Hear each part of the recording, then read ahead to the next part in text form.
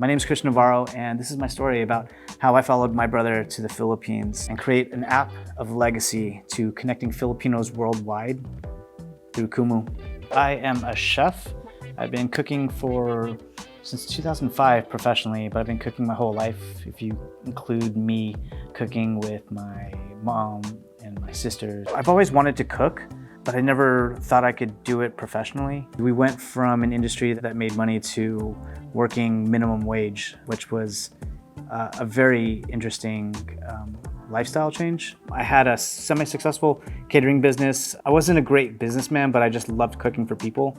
So over a period of time, my catering company was almost like a non-profit for very passionate chefs. There was an event that we wanted to do for PhilDev. We wanted to get the bid for this. There was other chefs, other people in LA competing for this. We just kind of underbid everyone and just wanted to do it as a passion project. We knew that the people were there were very impactful, had an influence on my brother and also Rexy when they were in the Philippines years before, to seeing how do people give back to the Philippines after they've gone through a space of abundance. That was a really interesting thing, and I think that was a seed that was planted in my brother's heart. The way my brother spoke about the Philippines was something that really inspired me. All the different startups that he's been, there's always this conversation about going back to the Philippines. My brother has never been far away. He's always been in the States. So when he left to another country, when I went there, I wanted to see what he was doing.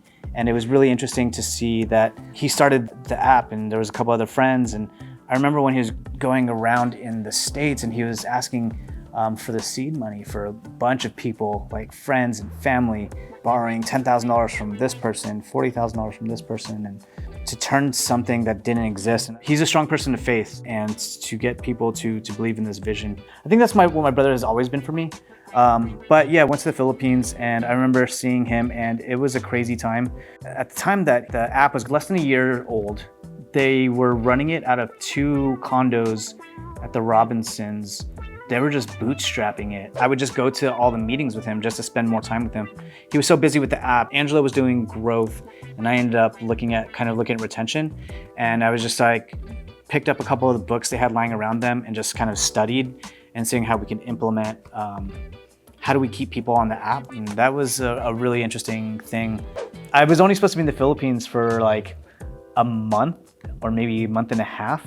And I ended up staying for 6 months. So I plowed through my savings in the first month, and my mom was helping me out, and I was living off $4 a day in the Philippines. I remember before when we first started, when I was at Kumu, the families, they started creating themselves. We didn't tell them to find themselves in this metaverse of people. People just started connecting. And then I think for me, when I walked through the door and I just started seeing those names and those people that you see on the app in person, it was a trip to see that this is real. Like, people are really connecting with each other. Like I said, there was 18 employees and now there's people in the States. Like, we started it off in the Philippines, and now there's people here in the States. To see where it has grown. We had this conversation about this Filipino diaspora. It was almost how everything was kind of converging back together. So it was like the diaspora came back together in that room, and that's what I felt. I think that was kind of cool, seeing all different walks of life surrounded and decompartmentalized, all those different aspects of Filipino culture all in one room.